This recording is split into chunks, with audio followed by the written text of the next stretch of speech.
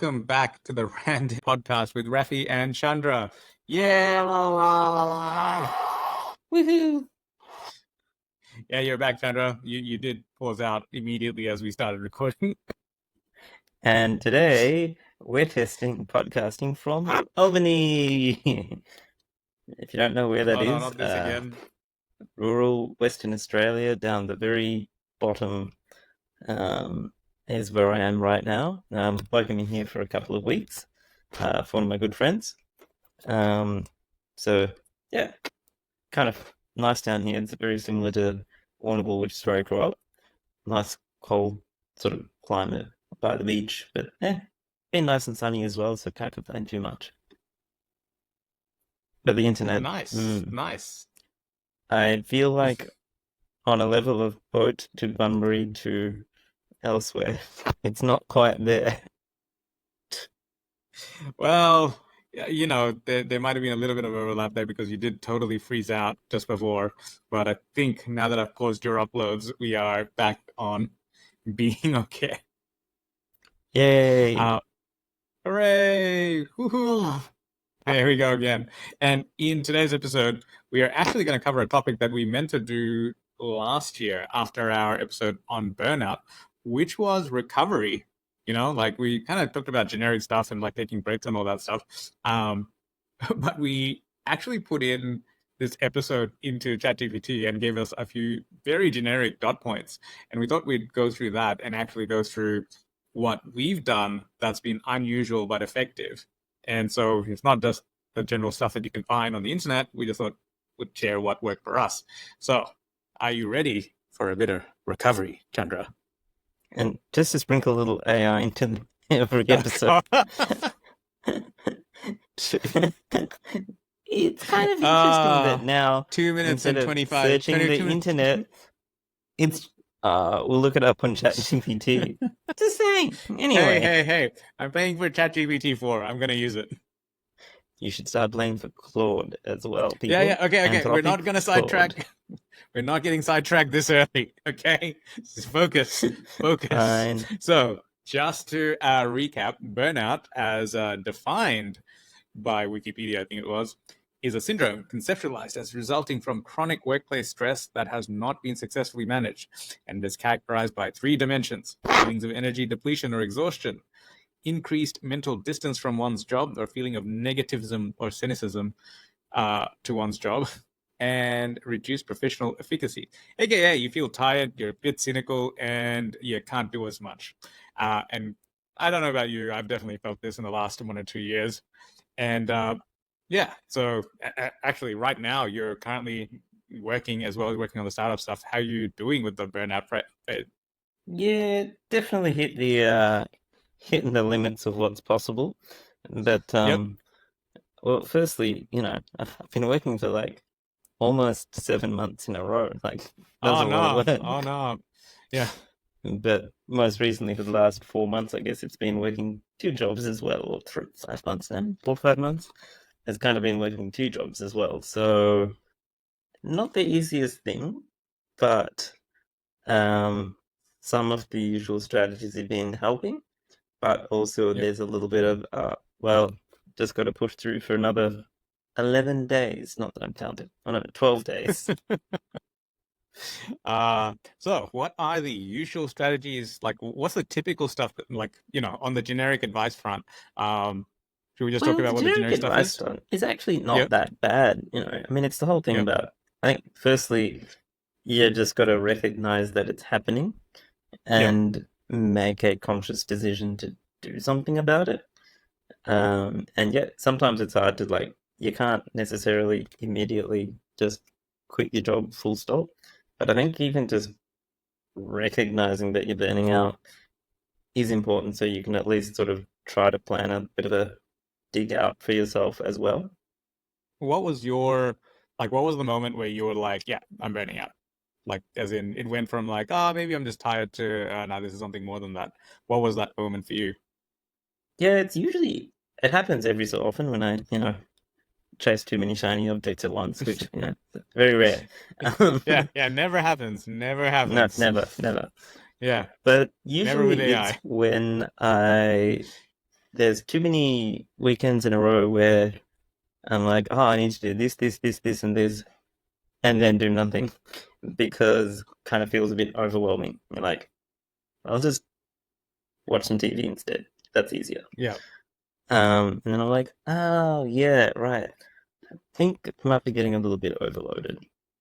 Like, as in, You can, you've got so many things that you start to procrastinate. Is that kind of yeah, that summarizing tends it? to be the earliest thing for me because normally I like doing those things and I like Yeah. digging into it and don't mind having a million one things going on. That's fine.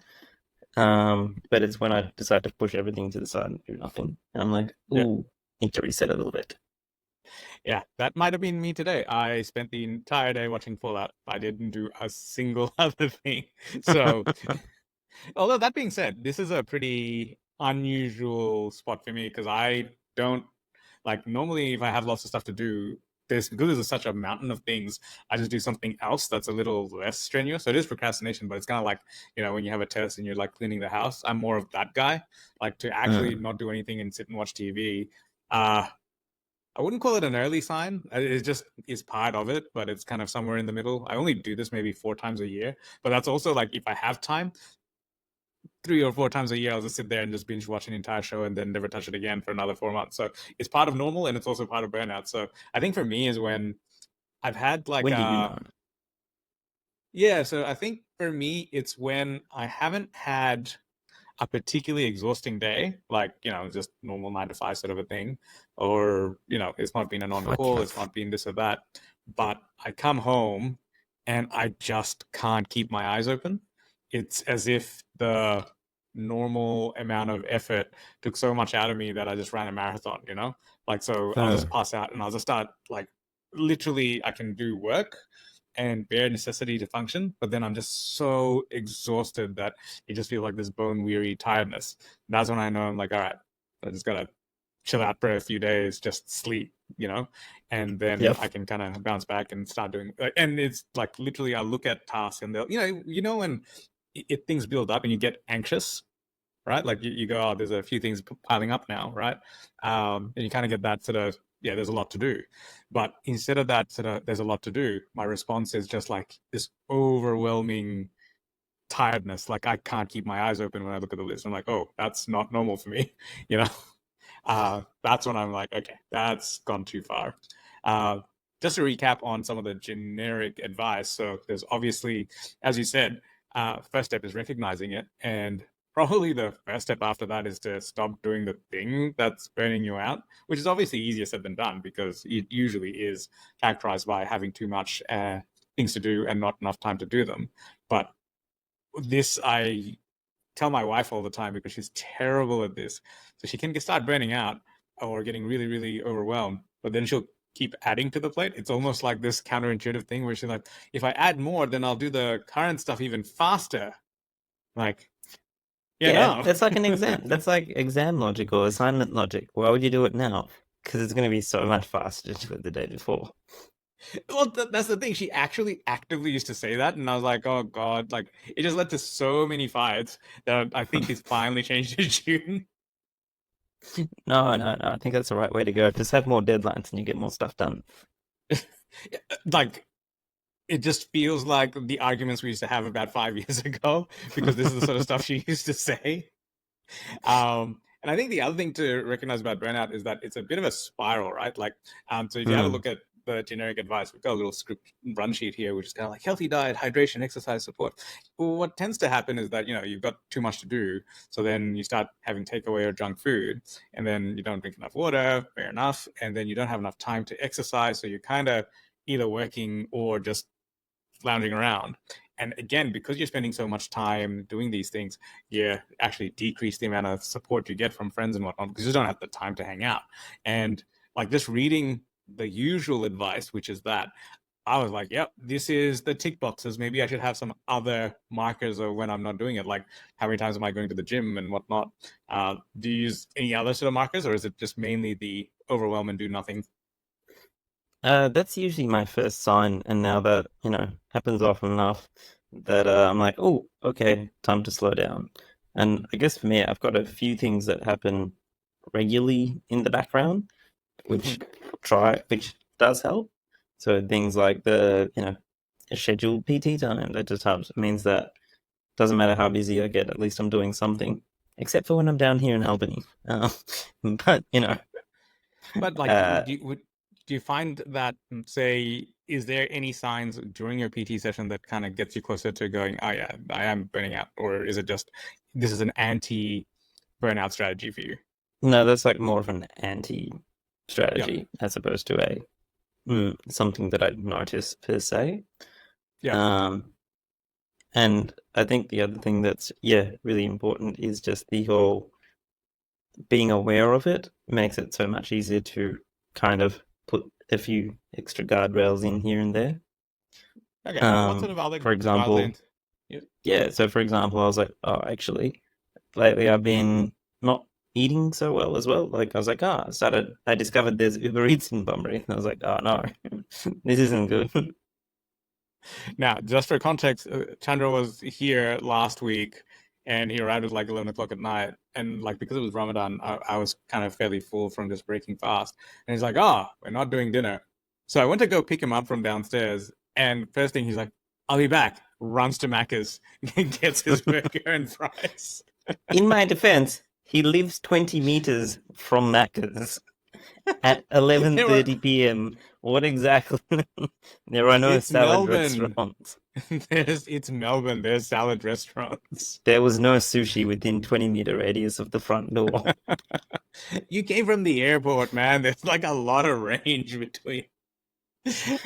But Uh, okay, so food's your first one to go. Is that right? yeah, so for example, in Bunbury now, and also I was like, oh, okay, let's get a regular grocery delivery thing set up going. So at least that way there's some food at home. Not fair enough. One of the things I wanted to actually say in terms of burnout is that I think in terms of things like the definition that we used was very work related, but I think different things can tire you out. So for me, I Definitely kind of doesn't have to classified it be into four work. different things. Yeah, there's probably more, but for me, it's kind of like I'm a bit of an introvert. So it's like social situations, like doing too many in a row tires me out. Like I feel exhausted the next day. So it's kind of like Hmm. I sometimes need a social break or an emotional break if there's stuff going on. Like my parents were sick a few years ago. So that was just heavy emotionally. So I was like, just going to the movies or chilling out and thinking about something else usually seems better, especially with like all the stuff going on in the Middle East and whatnot. It just feels overwhelming sometimes, and it's all just emotional stuff. And there's obviously physical tiredness where I don't know, you run a marathon or just being up and running around all day. And then lastly, I classify it as mental. So it's like, you programming, for example, where it's concepts and lots of learning or application of learning. And it's like a different kind of fatigue. And I find that for me, there's usually this mismatch. Like when I'm starting to burn out, the thing that I've failed to recognize in the past is like I'll be socially really, really tired. Like I just don't want to talk to new people. But because I've been out and I'm tired, I just want to lie down, but I'm not physically tired because I haven't actually physically done anything. So then when I try to go to sleep, I'm not like I don't get good sleep because I'm like socially tired. I just want to be home, but I'm not Yeah. actually tired. So I can't really fall asleep well. I just keep waking up. Or if it's like a emotional tiredness sort of thing, it's like, yeah, like, I can go chat to people. Or again, because I haven't because it's like, non-specific feelings, right? But because I haven't kind of taken it out of my mind, it kind of swirls and it's just this undefined thoughts or feelings, and it kind of stays bottled up, and it also impacts my sleep. Or Mm. just distracts me during work. So it's kind of like you were saying in terms of labeling it and calling it for what it is. I think trying to figure out what part of what sort of thing it is also important to realize, so that you can try and at least group it together and figure out what your best strategy is. Yeah. And I think you touched on another thing there, which is like, I don't know, I find sleep is a fairly Yeah. common thread for me. Generally, uh, if I've been having good sleep, then I'm usually doing all right. Yeah. Whereas if I'm not having that much good sleep, it's usually either that something's not right or that because of the good sleep, I'm likely to stop functioning shortly. Yeah, well, I mean, this is the other thing that wasn't in the generic stuff is like sleep gets affected because you're doing too much and you don't have time for sleep, but also the exhaustion impacts the quality of your sleep. So it's like this again, it's like a bit of a downward spiral unless you uh stop it in your Well, this is tracks. why you need to And analyze your so I thought sleep. the next bit that we could Sleep analysis is key. So you need to buy all the devices you can possibly oh god, get here we go. for sleep Well, analysis. I do have the Aura ring on Yep. and I have the 8 Unfortunately, they sleep. don't have the I Zeo thing don't wear the anymore. watch. Yep. The EEG monitor for Uh sleep. That was the best. no, I have one. It's built into headphones now. There is one. Oh, oh, It's called maybe the I need to get. Cocoon. Oh, Yeah, okay. We need to put a link to that yeah. below. Yeah. So it got acquired by Philips actually. So they've built the Gen 2 product, which is a little bit less bulky. And I do have two. I have one for myself and one for the wife. But then we got the 8 sleep, so that does most of the tracking, and it's fine. And it's not too off for me anyway.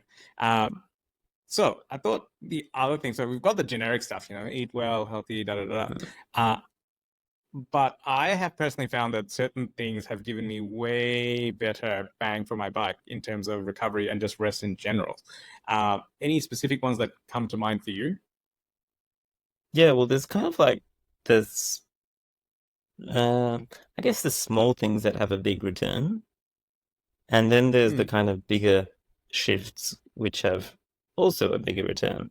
So probably the most obvious one for me would be living on a boat is a great kind of reset. And All right, everyone, buy a boat. Oh, by the way, uh, is yours a leopard? it, What boat is yours? the Lagoon. Lagoon's the brand. Oh, it's a lagoon, not a leopard. Mm-mm. Oh, okay. I saw like a leopard 48 the other day, and I was like, I'm pretty sure it's his one. Not quite. Different. But well, I mean, that sort of Yeah. goes in the, I guess, putting yourself in a different environment for an extended period of time where you don't have as much control over stuff. That works quite well. Um, but then also the little things work quite well. And then for me, I suppose that's quite effective because once I'm there, I'm kind of stuck. So it works quite well. Um, Yes, except the boat moves. So. Well, I'm stuck on the boat. So relatively, I'm in the same place. The world is just moving around. This seems like that Futurama episode. If anyone's ever seen Futurama, there's like an episode where there's a young professor and he realizes that their spaceship doesn't move, the universe moves around it. Yeah, isn't that how boats work? I don't know what you're on about. Geez, I feel like we're showing our age. Like I'm pretty sure there's like a whole bunch of people that have never seen or heard of Futurama. Comment below if you haven't. Oh yeah. Like and subscribe. Sorry, we should put that in there at the beginning of an episode or in the middle. Yeah, it's okay. Changing But yeah, environment. but the little things kind of make almost as much difference as well because it's the stuff that's quite sustainable long term. So Yeah. still got the gratitude journal going, Hmm. and yeah, used to do a whole bunch more stuff, but just stuck to the gratitude journal part, and So how do that you do itself that is kind then? of nice. I do it electronically and just have like a little journaling app. Um, and it's just 3 things you're grateful for today. That's it. That's the core Okay. of it. I've got And a is whole it bunch of other like dot points, but then haven't been writing the other dot points. and is it just like I don't know, is like one word, a sentence? Like how do you actually document it? Just depends on the day. It'll usually be a sentence maximum. Okay. I'm Because not I like a write 5 paragraphs about it kind of person. yeah. No, because mine is like I've got like one of those little Muji diaries and it has just like one row per day, which is about, I don't know, 2 inches, like 5 centimeters big. So I split it into three. So on one side I have like the top 3 things I have to do for the day. The middle 3 things is like something that I found frustrating. So if it's like things that I didn't like and becomes a repeated thing, that's something that I should try and offload or delegate because I'm really bad at that. And the Uh, last one is the gratitude one, and it's three. objects or actions. So it's max like 3 words each. So it'll be like chat with the morning barista, right? Because like it's something that it's not, I used to have coffee, and the rule, I think I've mentioned this in one of the previous episodes, is like Right. if it's in the top three in any given year, I can't use it the next year. So that it's not just the same three things over and over again. But what I Yep. realized was, because like some of the stuff I really enjoy is like getting a morning coffee. And I realized it's not so much the coffee, which I thought it was, but it's the barista interaction. It's like I know the three that are next to the house, and we have a chat about little things like, one actually runs a coffee roaster as well, and there's one who like goes down and travels to like Great Ocean Road every so often, or and so like we talk about their trips, and they have other day jobs, and this is like their little side gig. And so it's those kind of things that makes it much more interesting. And one recently went on a holiday. They went to Korea, and there's supposedly a ferry that goes from South Korea to Japan. And I was like, oh, that's really cool. So he does these interesting trips that's slightly more, it's the atypical kind of trips that we've kind of done in the past. So I'm like, oh, I get Mm. inspiration from what they've done. And so that's been one of my key ones in there. Yeah. Yeah. So I guess for you, would you call that just like little routines? Is that what that is for you? And Yeah, how I do you suppose sort of do it's you do figuring out. them? Is it something you always do, or do you just try to, when you get into a bit more burnty outy, then you try to do that a bit more?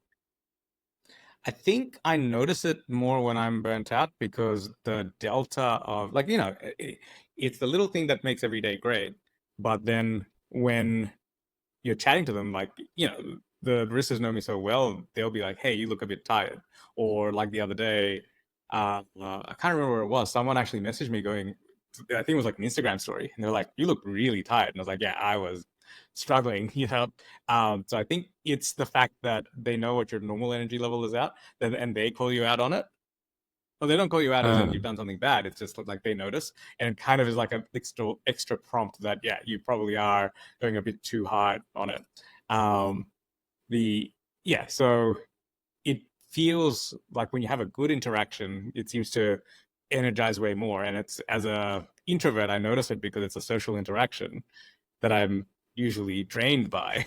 But yes, so that's what's good about it for me. But the other thing that I really liked in the past, which I haven't done since you were living here, is the float tanks. The float tanks were like, Mm. you go for an hour, and it feels like you've just had this enormous uh, holiday. Like you come back and you're like chill AF for hours.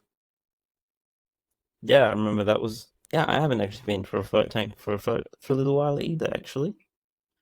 But they were, yeah, it's quite effective. Hey, Yeah.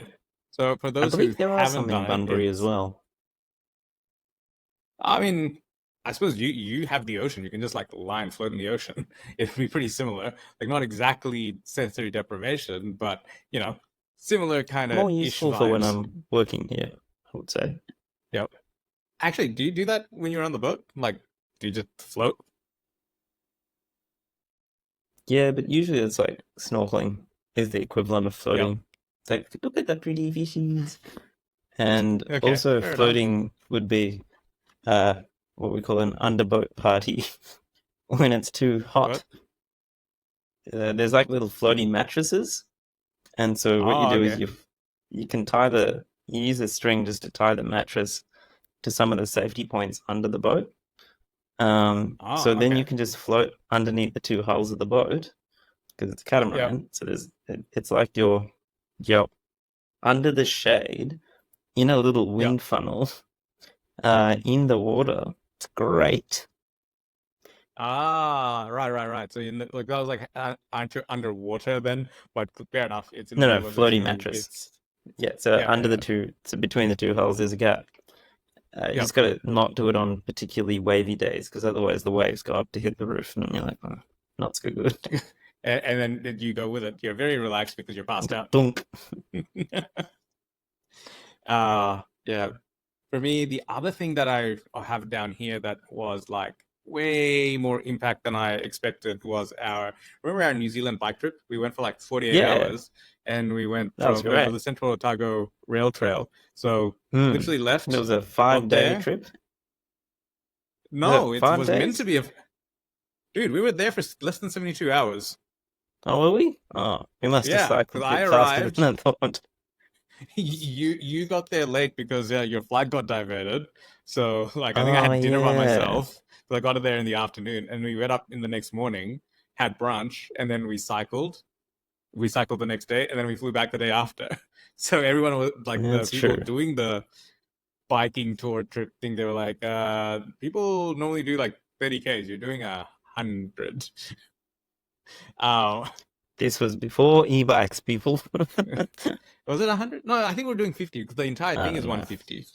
Yeah, but it Hmm. was I just over think 100. there's I can't people who do remember. it in a day, but let's not work Yeah, that hard. those are those people.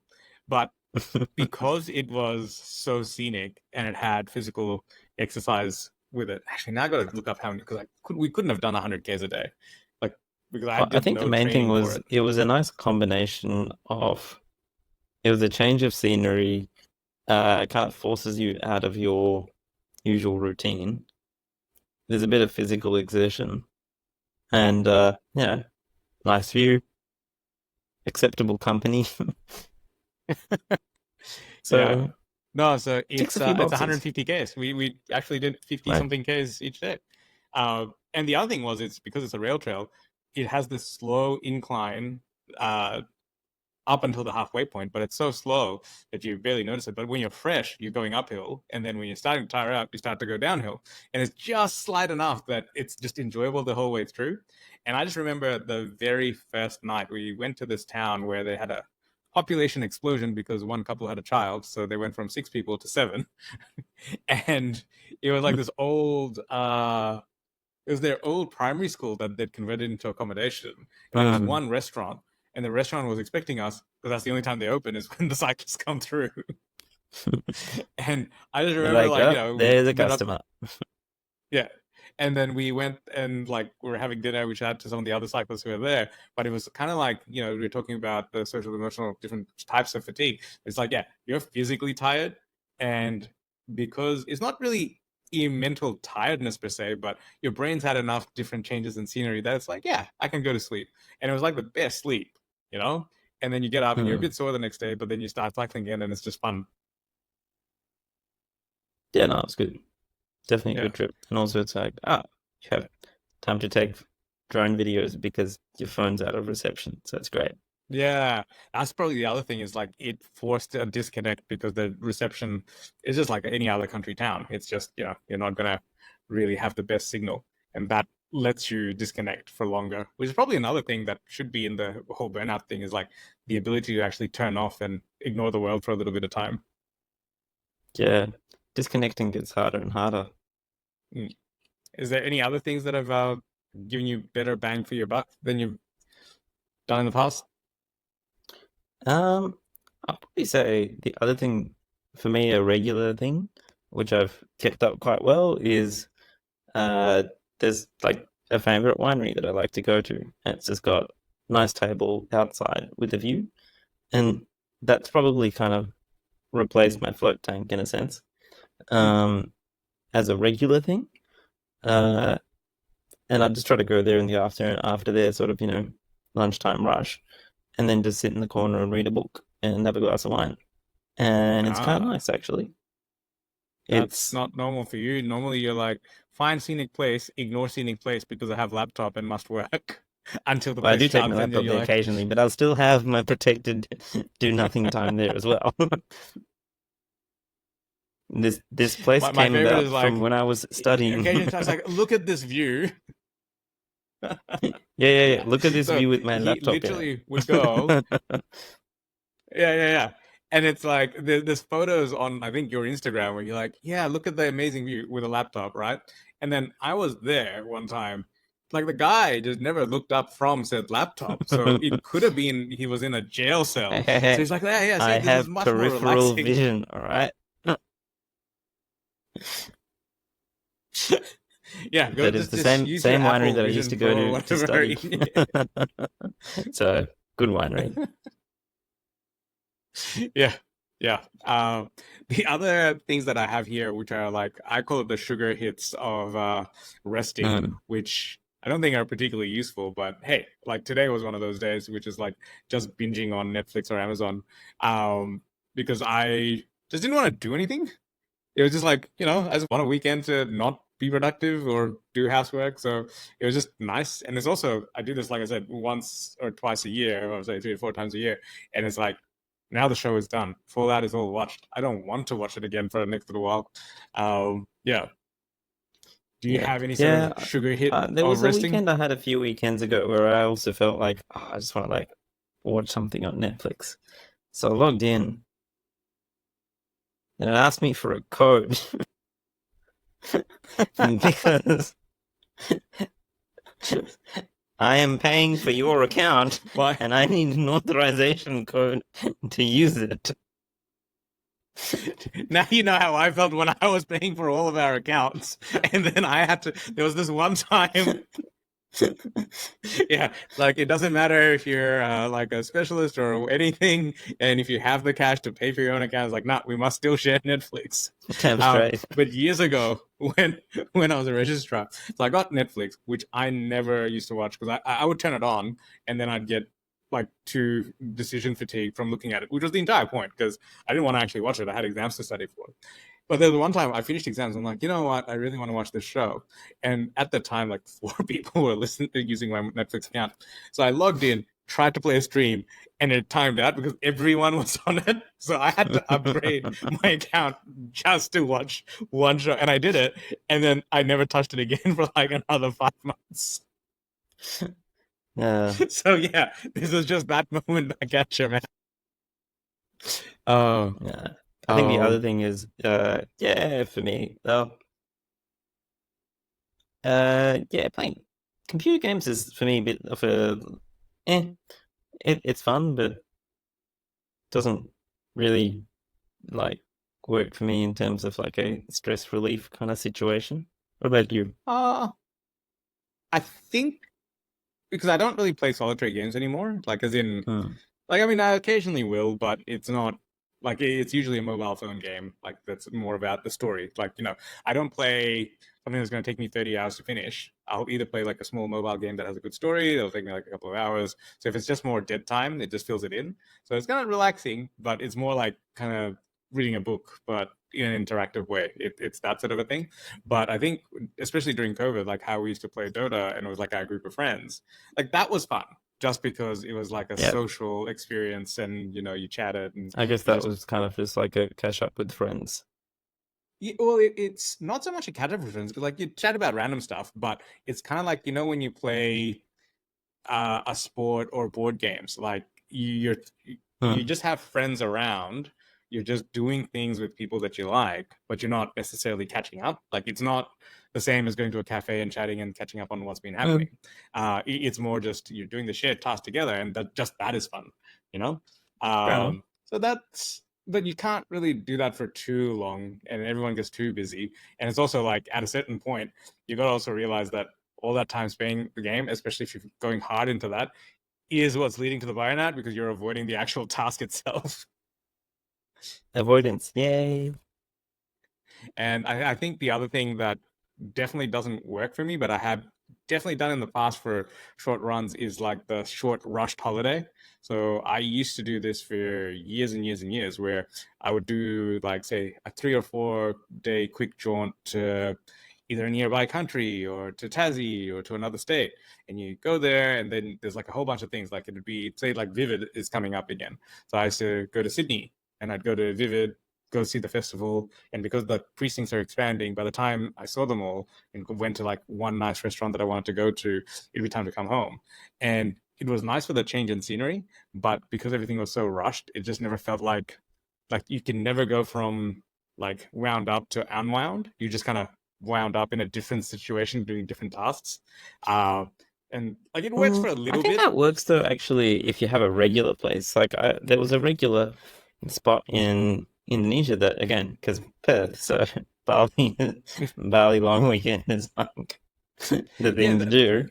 but that's But different, I right? found that worked well because I kind of, it was like a random beach out of the way further south. Had to catch a taxi for a few hours to get there from the airport. But because I knew the place that I was going But you're doing the and I same could just sort things. of get there. And Yeah, yeah, I was like, great, now I have 2 full days to do nothing. And I found that worked pretty well.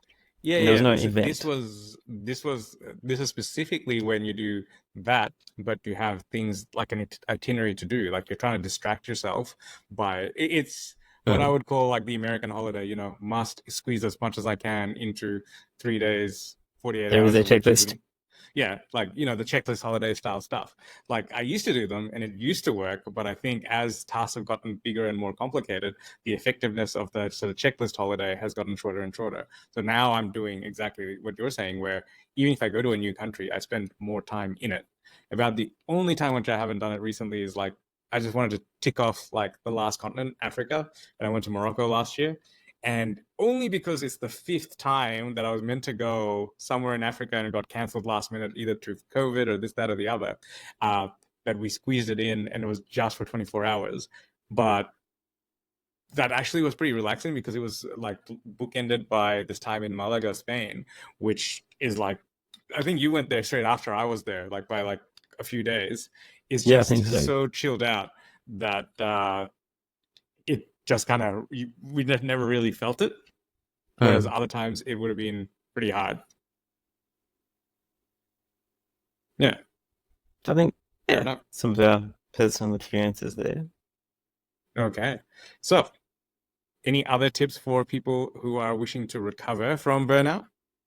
Apart from like actually the biggest one is like actually maybe get professional help. Don't listen to a That is random podcast probably if you're one. Stop listening to random podcasts and take advice from people that know what they're talking about. but minus the actual usual stuff, if you have any things that have worked for you that are a little bit unusual, you wouldn't have expected this level of recovery for whatever this activity is, do let us know either by a message or an email or yeah, drop us a voice message. We haven't had one for a little while. And on that note, I think we're going to finish this. So did you have any other tips on burnout? No, recognition. No? I think that's the main thing. Okay. Recognize the On that signs. note, like and subscribe, and we will link to the previous episode, which was like, yeah, last season. It's taken us a while to get to this episode, and we will catch you in the next one. Bye bye. Bye.